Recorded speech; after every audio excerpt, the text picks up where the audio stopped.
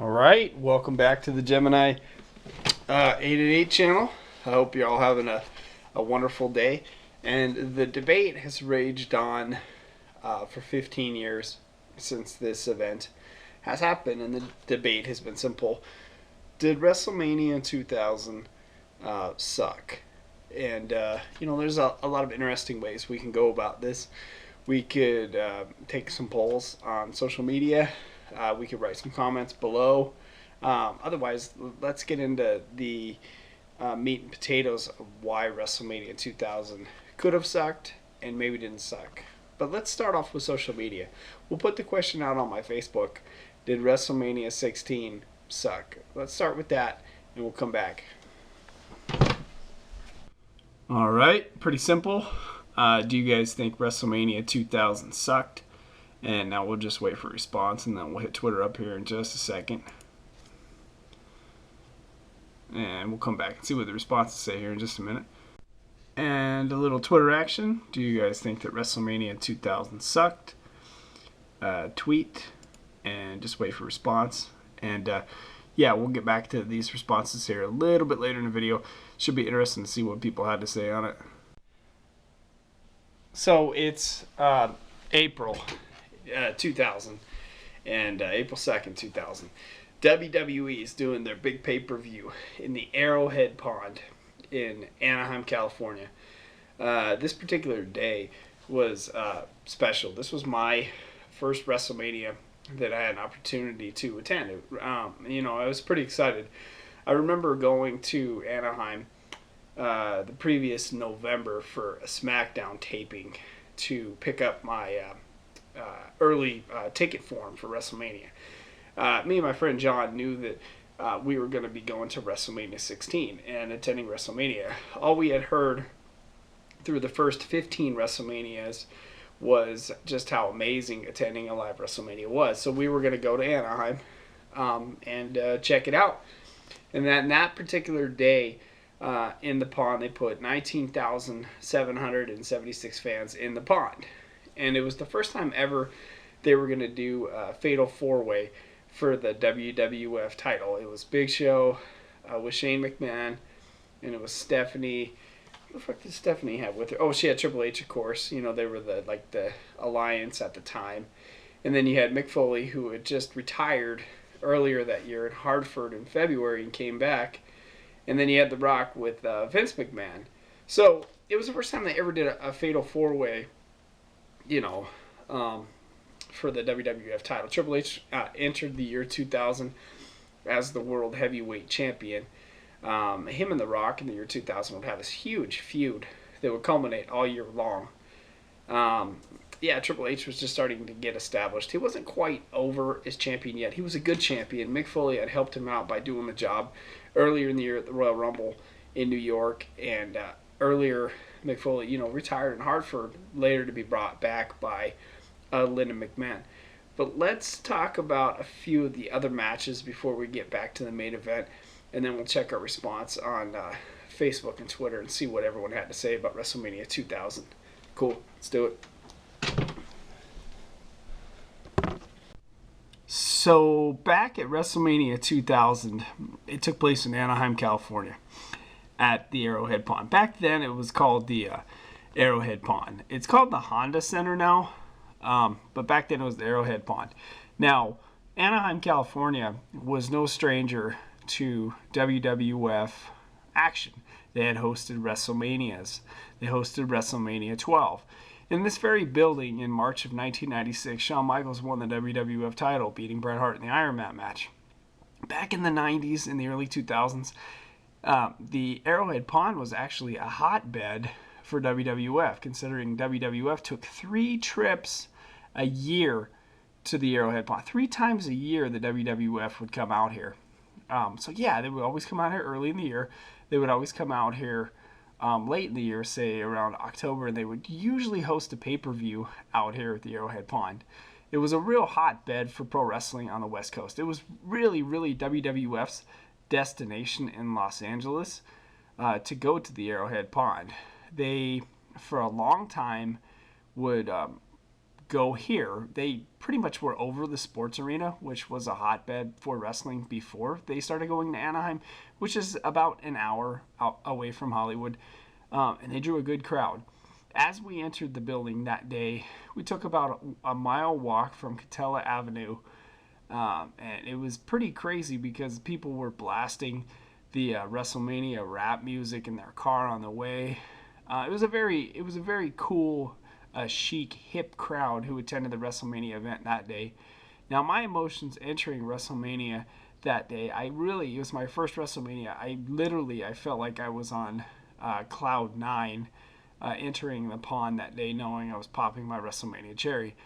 It was a pretty amazing feeling, considering I was at the pond, which was a hotbed at the time, and I had heard so many stories about WrestleMania. So to be here, it was a pretty special moment for me. But the question about this video, did the show deliver? Let's talk about it a little bit. So we get to our seats, and the first thing they do is we were right above where the scoreboard was. And the first thing they do is they bring out the first match was the Bull Buchanan. Let's see. Let me get this straight here. Beautiful DVD too. Worth actually quite a bit of money.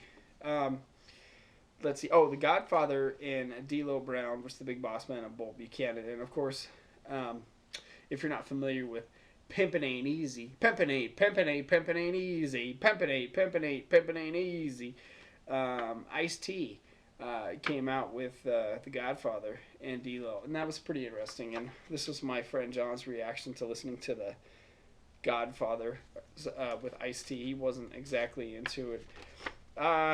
Okay, so then you did the 6-person tag match, Too Cool in China versus Eddie Guerrero, Dean Malenko, and Perry Saturn.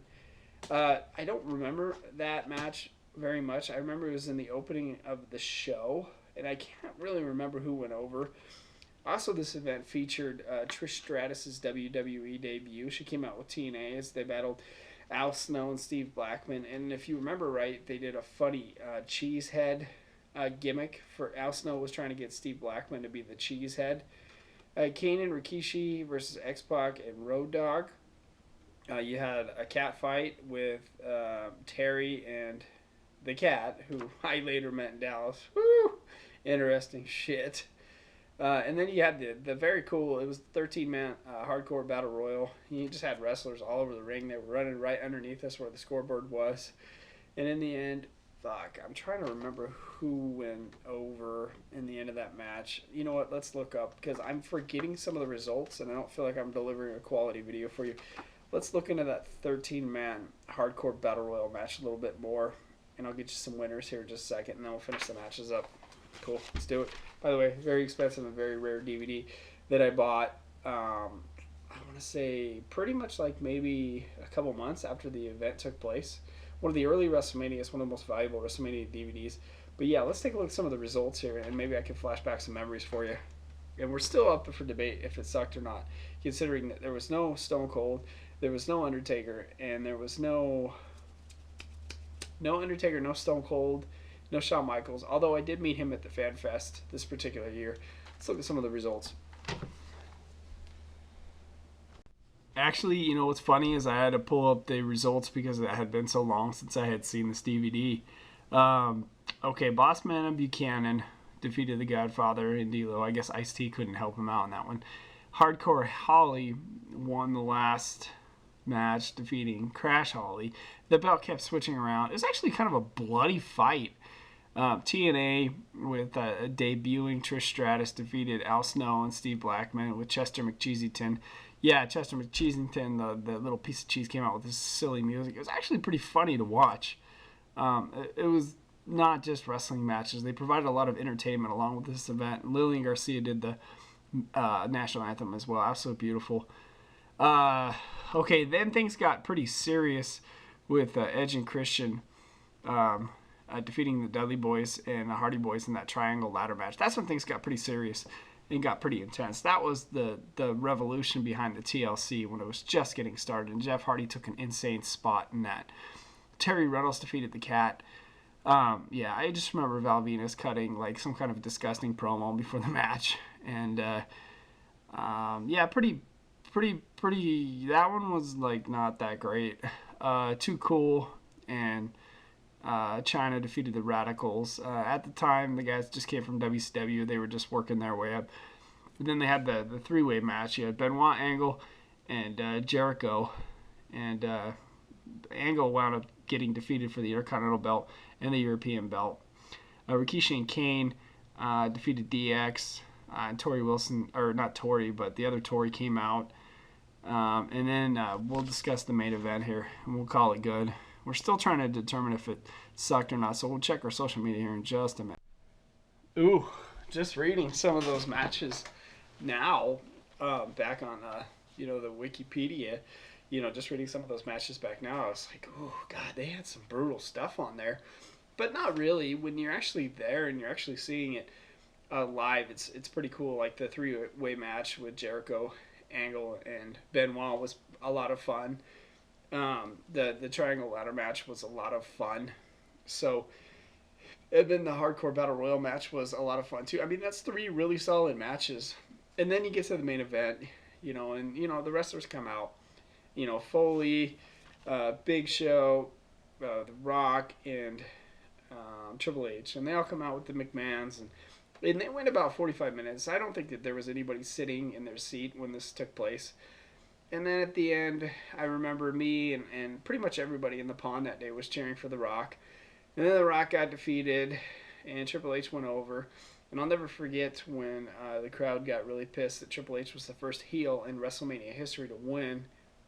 The fans got pissed, and they actually started throwing batteries and ice at the wrestlers in the ring. And I actually remember getting pegged in the back of the head with a battery right there in the pond, and the crowd was almost at riot status because they couldn't believe their hero, The Rock, just got defeated by Triple H at WrestleMania. It was the first time a heel went over, and I remember looking over at my friend John, and he kept referring to it as a West Coast screw job. I just heard something crash downstairs. I don't know what that is. We'll have to go check it out. But all in all, WrestleMania 16 was a ton of fun. It's a great, expensive DVD. It's a treasure. It's a prize to own. It's a prized memory of mine. I hope you guys enjoyed this video, and please leave your comments below on what you thought about WrestleMania 16. Thank you. I'm Gemini. Have a good one. I totally forgot to check those social media responses. One guy says no, but it was really different. One guy thought yes, no, Austin or Taker was one of the reasons, along with The Rock not getting the belt. I agree. That's why the fans were pissed.